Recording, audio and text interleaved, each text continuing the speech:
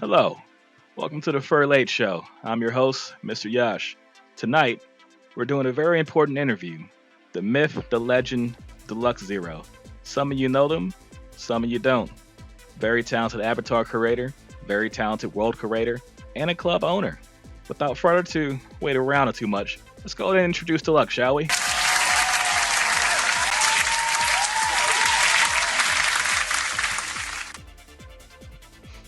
Hello, welcome to FurLate. Now go ahead and take a Thank you. seat. Thank you for having me. Absolutely. Where should I take it? Oh, take what? Just don't. What?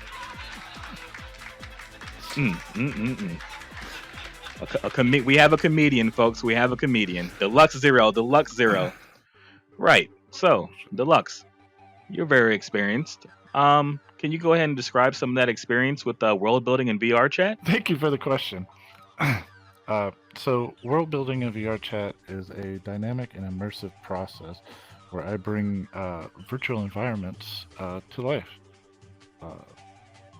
It feels deeply rewarding to bring my creativity to a world such as this. Before this, I was a 2D artist. I did a lot of 2D art, and I dabbled a little bit in 3D stuff. And whenever I came here, building my worlds allowed me to connect with a vibrant community and bring memorable experience to not only myself but other users with the worlds that I create. Oh, definitely. I can follow you there when it comes to getting your art out there, and putting it out to the public, so not just for yourself to enjoy but for others to enjoy as well. And speaking of your content and whatnot, what are some projects you've have currently or previously worked on? Yeah, so some of the previous projects I worked on before include there's First Space, you got the Furry Afterlife Club, you got the Yin Abyss, and of course the one that started it all is Delux's Mansion, which is where the Furry Afterlife started. And most recently, I have developed the new Furry Afterlife, which is ready for users to explore and enjoy within VRChat. All right, Deluxe's Mansion. Yeah, I've been there a few times when you showed me it, and the new Afterlife is just perfect in my honest opinion. But another question for you is what tools and software do you use for world building in VR chat? Like what do we have to do to create what you're doing? Well, so for world building in VRChat, I primarily use Unity for putting stuff together, textures and shaders and stuff like that. Also building some parts of the world and uploading along with the creator companion that houses the SDK that VRChat gives us to upload our art and manage our content. I create 3D assets in Blender. It's a free software. And I also use Substance Painter for texturing. A lot of people use Photoshop too. I use Clips, not Clip Studio. It's, I believe, is a better software, and I use that all together to make usually one thing. Nice. Okay, yep. I'm familiar with some of those tools, Blender and everything. I haven't used Blender myself. I use Source Filmmaker, but I can follow you there. Absolutely. Right. So here's a crazy question, and I'm not going to sound like I'm, working for, Sony or Microsoft when I say these giant words, but how do you approach designing immersive environments that engage and captivate users? And again, I'm not trying to sound like I'm presenting freaking E3 all over again, but I'm just saying. Okay, to design immersive environments in VRChat, I personally focus on creating virtual appealing landscapes or interactive environments and engaging activities that encourage exploration. Like, I'm not sure if you know, but most of my worlds, there's a secret room that houses a bathtub.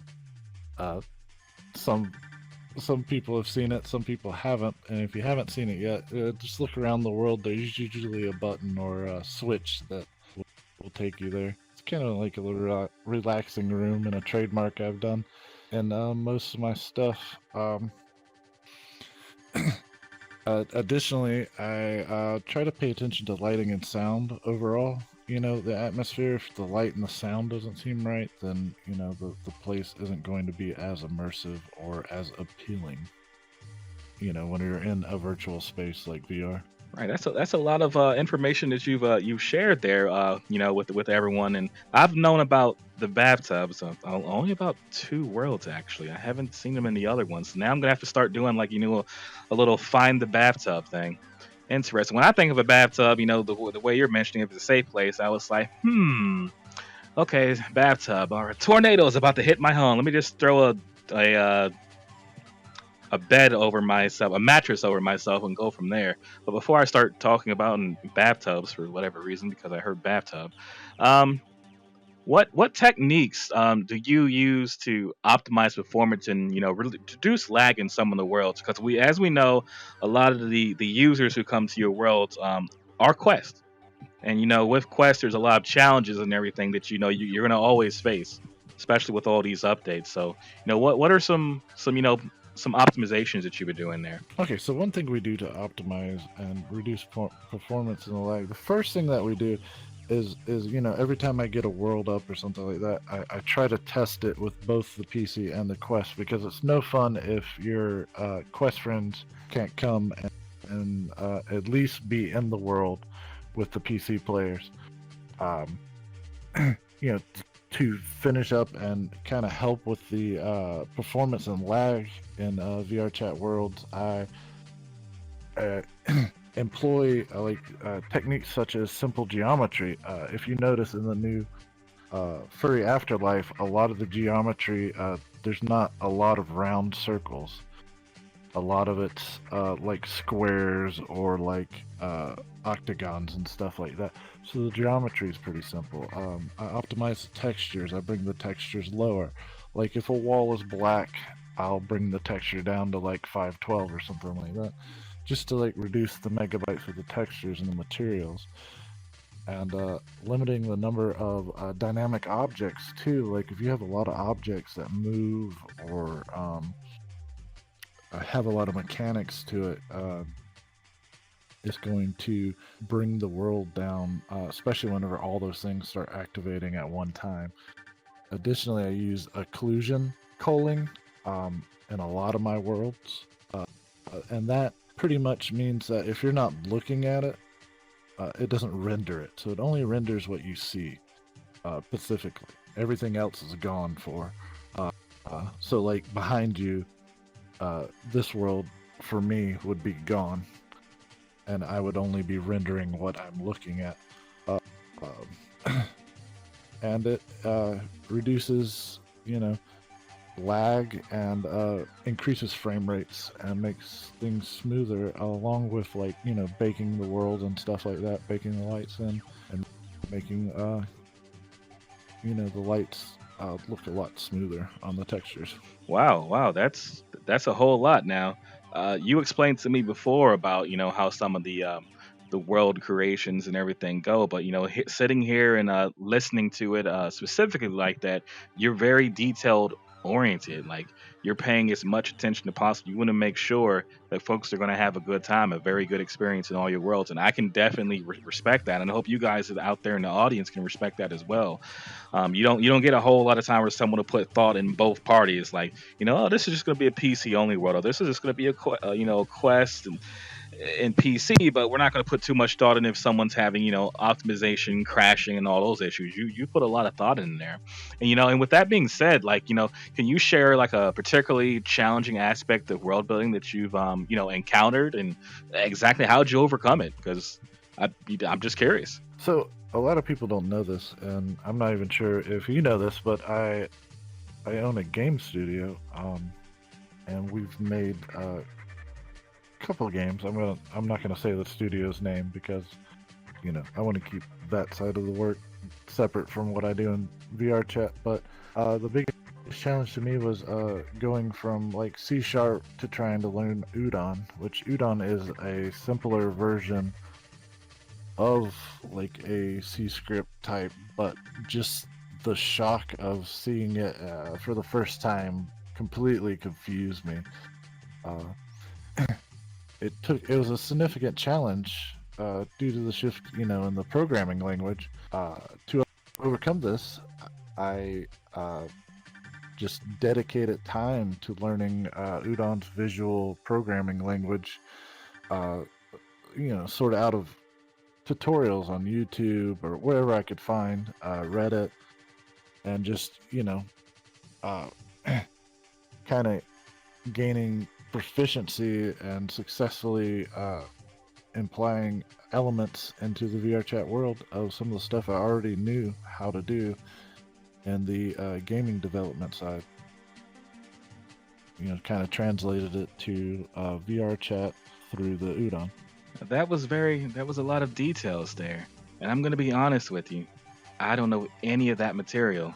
And I guess if I wanted to learn myself, just like a lot of things I try to learn, I'm going to go and do a YouTube tutorial.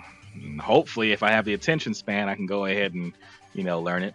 But, just another question there, like what considerations do you take into account when designing, for different VR chat platforms like PC, Quest, etc. If there's a different platform that comes out for, I mean, well, yeah, there's mobile too. Oh, that's gonna be a challenge. But yeah, what do you take into account for these particular situations?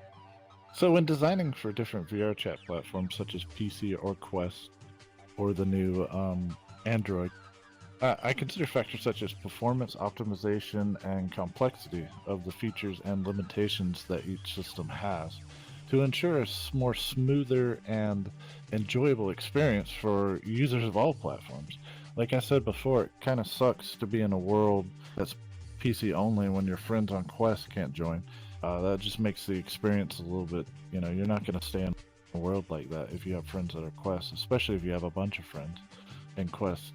Additionally, I prioritize the usability and accessibility to accommodate the various capabilities of the different VR devices. Because Quest isn't going to be able to do what a PC can do, especially in shaders and stuff like that. Even some environments in the world aren't good for Quest or the new Android phone. But I try to accommodate all those and factor them in whenever I make a world. All right, so that's the second time I've heard you say this. And I think we're going with a trend here. You want to make sure all the platforms, you got your friends, your own PC, your own Quest. You want to make sure everyone's, in the same place with one another. I get that. I understand that. And I definitely feel that's going to be a strong point when I ask you this question here. And I feel like it's going to play a strong role, I should say.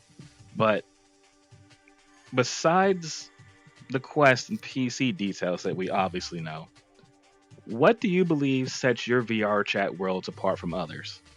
So what sets my world apart from other worlds is attention to detail, immersive environments, interactive elements, and the ability to create a memorable and engaging experience for users. Additionally, I strive to foster a sense of community and social interaction with my worlds, making them more vibrant hubs for users to connect and explore. It's like I just keep saying, you're paying that close attention to that detail. Like literally, it's astonishing, you know. And I definitely am going to continue to support and to just help everything grow. And with that being said, the thing that's always, and this is a world, folks, that I want to say I started my VR chat career in. I'm calling it the VR chat career, whatever.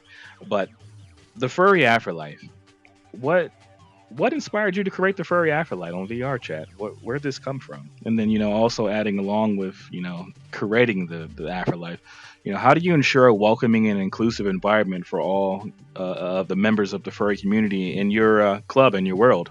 the inspiration behind creating the Furry Afterlife Club and VRChat stemmed from a desire to provide a welcoming and safe place for furries to socialize. You know, a lot of the times there's worlds, which shall not be named, that have been hit with like crashers or trolls, you know, and I just wanted a world that was like a group that was, you know, away from all that, away from the crashers, away from the trolls, away from you know, just crappy people that either didn't like the furry lifestyle or just wanted to be trolls on the internet. You know, I wanted a place for them to socialize and connect without the disruption of crashers or trolls. That's really what I wanted. And by establishing a dedicated club environment, I aim to foster a sense of community and camaraderie among the furries within the VRChat platform, where they could freely express themselves and enjoy others' company without the fear of, you know, being harassed or interrupted. That's all I wanted to do.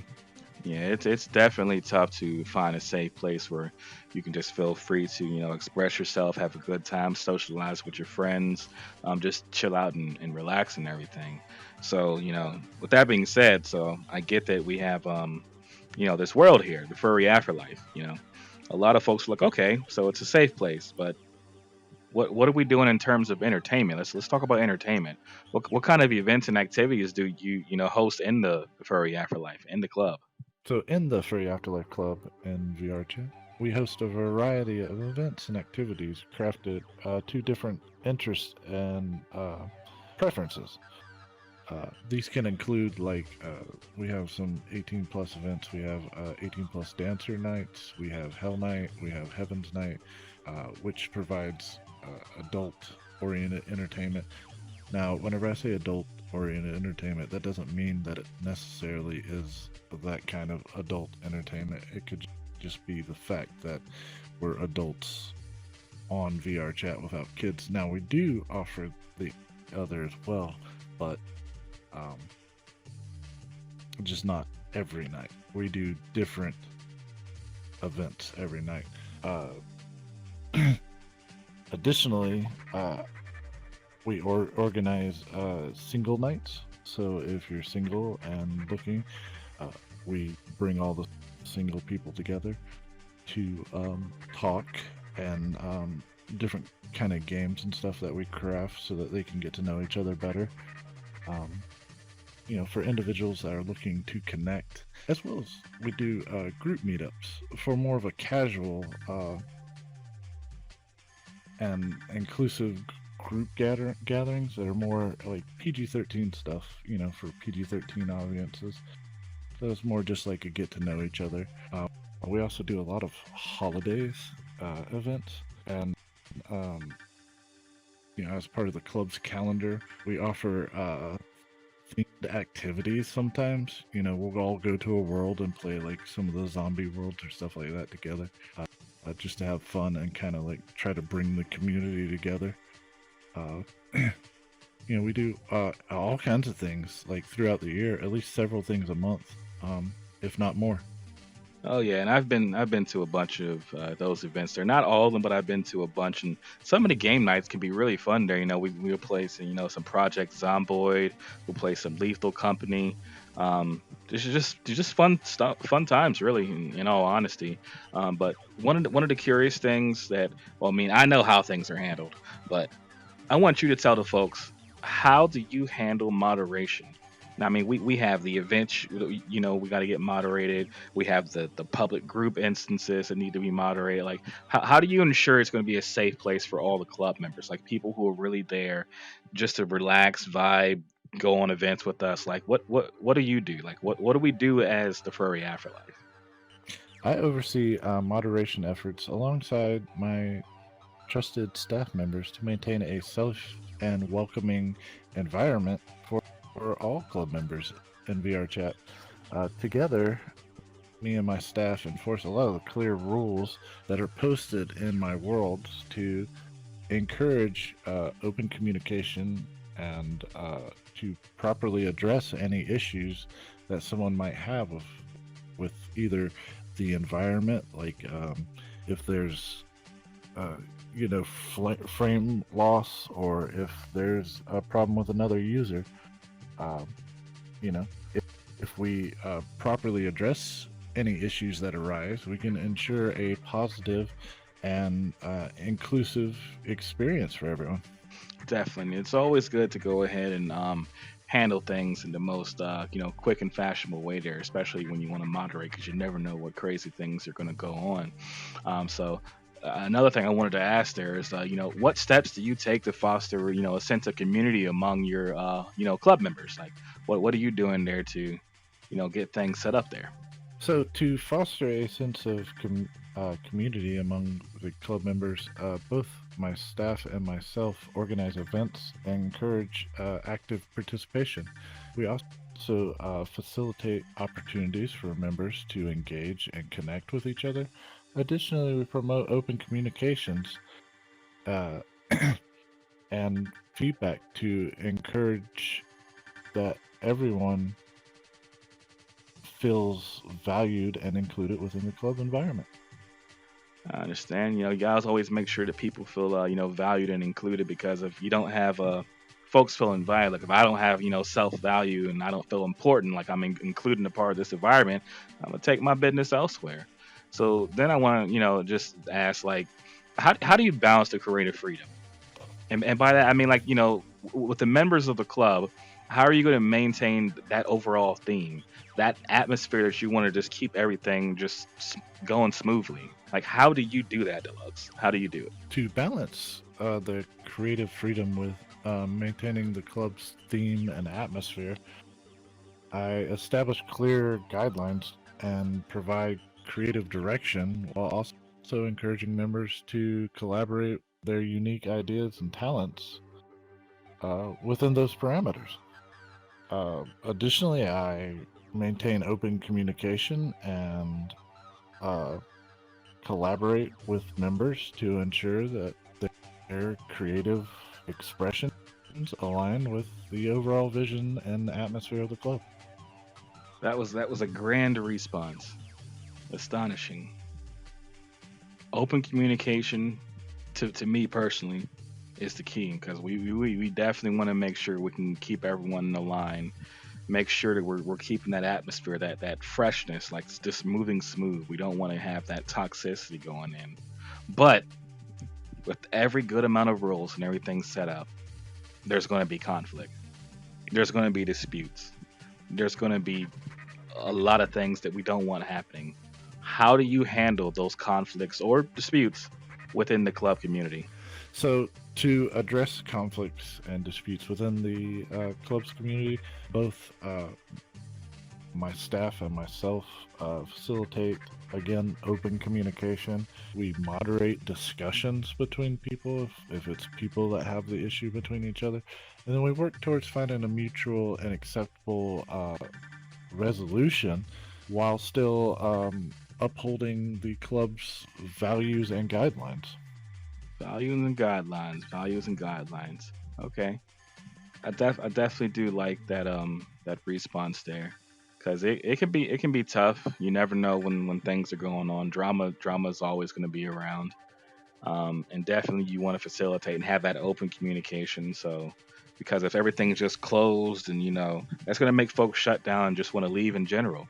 Um, then my other element. So we talked about those conflicts and disputes, but let's talk about trolls. Let's talk about what measures are we taking here at the Furry Afterlife to prevent harassment, or the trolls, for example, which is harassment in itself. To prevent harassment and trolling in the club, we maintain a group ban list, and we swiftly add individuals to them who engage in such behavior. Additionally, we actively monitor interactions and encourage members to, again, that open communication to report any instances and we take immediate action to address and block individuals from the group events if they violate these guidelines. So in short, you're saying that this ban list is a list that I or anyone else who wants to chill in a club, we don't want to see ourselves on. Okay, that's respectable, and you definitely want to have a list there. Um, but I want to second what you just said there. If you don't say something, the furry afterlife can't help you. If you're quiet, the afterlife can't help you. So make sure you speak up. I'm just saying that's what I took out of it. Make sure you speak up. So then my next question here, my last and final question, uh, Deluxe. How do you see the role of the Furry Afterlife Club, like within the broader VRChat community? And what are your plans towards future growth and development?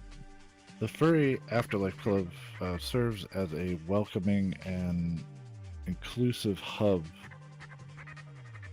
within the borders of VRChat community, providing a safe place uh, for furries to socialize and connect and enjoy immersive experiences. In the future, we aim to expand the club's offerings with more diverse events, interactions, and activities, and community driven initiatives to future enhance members' engagements and to foster a vibrant virtual world community. Additionally, we plan to collaborate with other VRChat creators and communities to promote inclusivity and mutual support, ensuring that the Furry Afterlife Club continues to thrive and evolve as a cornerstone of VRChat experience. That was a lot of information there. So the afterlife is definitely going places. I'm definitely looking forward to seeing, the communities that we merge up with per se. Shake hand in hand partnerships, see how someone can scratch our back, scratch their back, etc., etc. Ladies and gentlemen, this has been Deluxzero, the legend, the myth. Um, turn this camera. Deluxe, what are you doing? You're dancing. The, the interview's over. Is there anything you want to Nothing. say? Nothing at all. Uh, All right. Good night, folks. What are you Oh, doing? what? I'm okay. I'm bringing the camera back. Have a very good night. All right. We're zooming the camera out. Yay!